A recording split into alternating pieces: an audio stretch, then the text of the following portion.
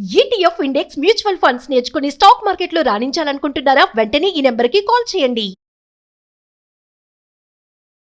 నమస్తే, welcome to Suman TV. ప్రస్తుతం మనతో పాటు ఉన్నారు మేనేజ్మెంట్ కన్సల్టెంట్ సంపత్ సముద్రాల గారు. సార్తో మాట్లాడదాం. నమస్తే సార్.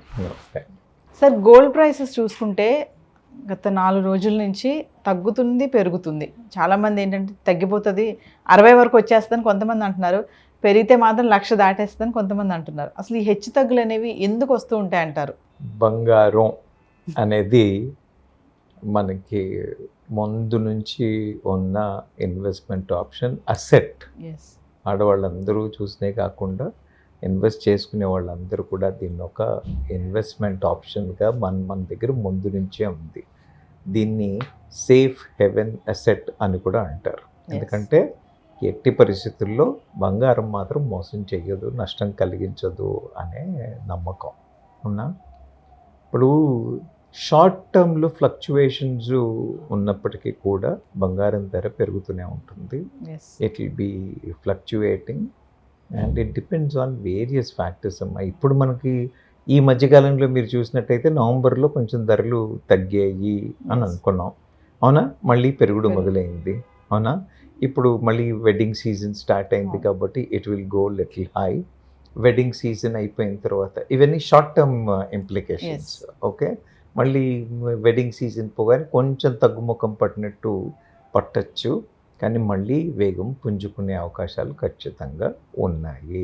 అంటే ఎంతవరకు తగ్గుతాయి, ఎంతవరకు పెరుగుతాయి అంటే ఎంతవరకు తగ్గుతాయి, ఎంతవరకు పెరుగుతాయి అనేది మనం కొలమానం చెప్పలేం. కానీ ఇప్పుడు ఎందుకు పెరుగుతాయి, ఎందుకు తగ్గుతాయి అనేది ఆలోచనలు తీసుకుందాం. మనం బంగారం అనేది ఇంటర్నేషనల్ మనం ఇంపోర్ట్ చేస్తాం, కొన్ని సౌత్ ఆఫ్రికాలో ప్రొడ్యూస్ అవుతుంది, ఇంపోర్ట్స్ అవుతాయి. బంగారం ధర ఇంటర్నేషనల్గా మానిటర్ చేయబడుతుంది అండ్ ఇది డాలర్లో అమ్మకాలు కొనుగోలు అనేది ఇంటర్నేషనల్ లెవెల్లో డాలర్ ధర. ఎప్పుడైతే రూపాయి విలువ డాలర్ కంపారిజన్లో పడిపోతుందో అప్పుడు బంగారం ధర విపరీతంగా పెరుగుతుంది. ఎప్పుడైతే కొంచెం రూపాయి పుంజుకుని ప్రైస్ పెరుగుతుందో అప్పుడు బంగారం ధర తగ్గడానికి అవకాశాలు ఉన్నాయి. మరి ఇప్పుడు డాలర్ ధరని మనం కంట్రోల్ చేస్తున్నామా? అవునా? మన అభివృద్ధిని బట్టి ఒకసారి కంట్రోల్ అవుతుంది.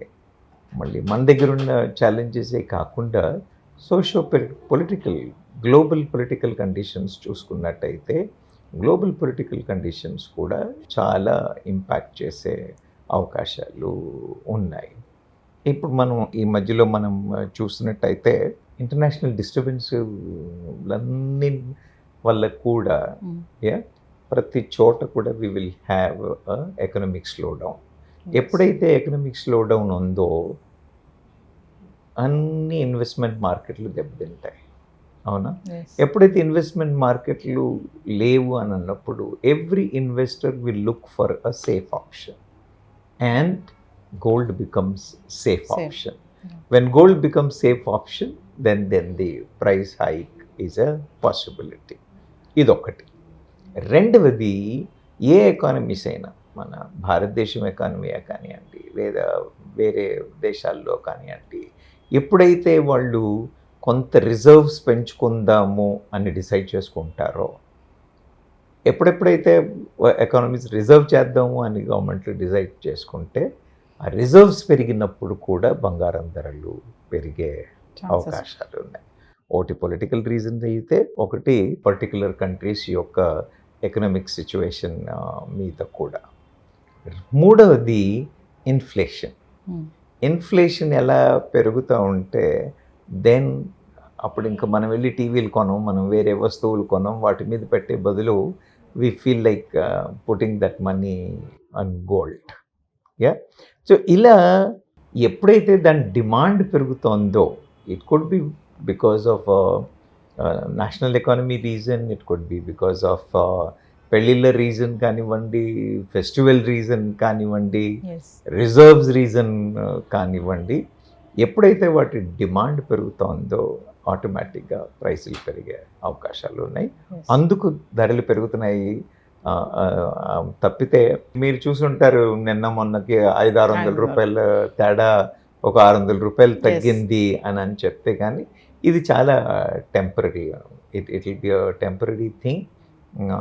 అలా ఈ మాత్రం తగ్గు హెచ్చులు అనేవి ఫ్రీక్వెంట్గా జరుగుతూ ఉంటాయి. బట్ పూర్తిగా పడిపోతుంది, 50,000కి వచ్చేస్తుంది, 60,000కి వచ్చేస్తుంది అనేది మాత్రం మిథ్యే. I don't think that's going to happen. Price ఇదే రేంజ్లో సస్టైన్ అవుతుంది, with a very small variance on a positive side or negative side. అంటే సార్ ఇప్పుడు ఇలా తగ్గుతూ పెరుగుతున్న టైంలో ఈ గోల్డ్ పైన ఇన్వెస్ట్మెంట్ చేయడం అనేది ఎంతవరకు కరెక్ట్ ఆప్షన్ అంటారు? అందుకనే ఇన్వెస్ట్ చేసే వాళ్ళు చాలా జాగ్రత్తగా మానిటర్ చేసి చేసుకోవాల్సిన డెసిషన్. నేనేమన్నానంటే ఈ షార్ట్ టర్మ్లో వస్తున్న చేంజెస్ని కాకుండా లాంగ్ టర్మ్లో what kind of conditions are there. Global సినారియోలో చూసినట్టయితే సిచ్యువేషన్స్ ఎట్లా ఉన్నాయి, ఇండియన్ ఎకానమీ ప్రకారంగా చూసినట్టయితే పరిస్థితులు ఎలా ఉన్నాయి, మార్పులు ఎలా అవుతున్నాయి అనే ఈ న్యూస్ని చాలా జాగ్రత్తగా, ఎందుకంటే ఇన్వెస్ట్మెంట్ పెడుతున్న వాళ్ళు లాంగ్ టర్మ్ కోసం పెడుతూ ఉంటారు. పెళ్ళిళ్ళకి పేరెంటాలకు కొనాల్సిన వాళ్ళు తప్పదు కాబట్టి కొనాల్సిందే, ఎక్కువైనా తక్కువైనా కొనాల్సిందే కొంటారు. కానీ ఇన్వెస్ట్మెంట్ పర్పస్ కోసం కొనేవాళ్ళు ఎవరైతే ఉన్నారో వాళ్ళు మాత్రం ఈ మాత్రపు అంటే రోజువారీ న్యూస్ల మీద కాకుండా లాంగ్ టర్మ్లో what are the possible socio political global సిచ్యువేషన్స్లో మార్పులు ఎలా రాబోతున్నాయి, ఏమవుతుంది అన్న వాటిని జాగ్రత్తగా మానిటర్ చేసి డిసైడ్ చేసుకోవడం ఎంతైనా అవసరం. మామూలుగా చూసుకుంటే ట్రంప్ ఎఫెక్ట్ ఉంటుంది ఈ గోల్డ్ ప్రైసెస్ పెరగడానికి అని అంటున్నారు కదా సార్, అది ఎంతవరకు నిజం అంటారు? అమ్మ ట్రంప్ ఎఫెక్ట్ అని అంటే ట్రంప్ వచ్చేసి ఒకవేళ ట్రంప్ విధానాల వల్ల మన రూపీ వాల్యూ పడిపోయింది అనుకోండి, అప్పుడు బంగారం ధర పెరుగుతుంది. ఓకే, ట్రంప్ వచ్చేసి ఏం మాయ చేసేసి ఒక్క రోజులోనే రూపీ విలువ అయితే పడగొట్టే అవకాశాలు లేవు కదా. కాబట్టి అంటే పాలసీ చేంజెస్ అయితే ఖచ్చితంగా మారుతాయి. మారడం వల్ల మరి రూపీ డాలర్ వాల్యూ ఎలా మారుతోంది అన్న దాన్ని చూసుకున్నట్టయితే దానివల్ల ఇంపాక్ట్ అయితే ఉంటుంది. అదే కాదమ్మా, మన ప్రభుత్వాలు మారినప్పుడు కూడా, మన సెన్సెక్స్లు ఫ్లక్చువేట్ అయినప్పుడు కూడా ఇవన్నీ కూడా బంగారం మీద ఇంపాక్ట్ చూపిస్తాయి. కాబట్టి ఒక్క ట్రంప్ వల్లే బంగారం ధర పెరుగుతుంది, బంగారం ధర తగ్గుతుంది అని అంటే కాదు. కానీ it can be one of the reasons. It will have some impact. ఎలా ఇంపాక్ట్ చేస్తుంది అనేది we have to wait and see. So ఓవరాల్గా మీ అనాలిసిస్లో బంగారం పెరుగుతుంది తప్ప తగ్గదనే చెప్తున్నారా సార్? నాకు తెలిసైతే బంగారం తగ్గుతుంది అని అనుకోనమ్మా నేను. తగ్గితే టెంపరీగా షార్ట్ టర్మ్గా తగ్గుతుందేమో కానీ పెరగకపోయినా it will sustain at the price whatever it is. Thank you sir. Thank you.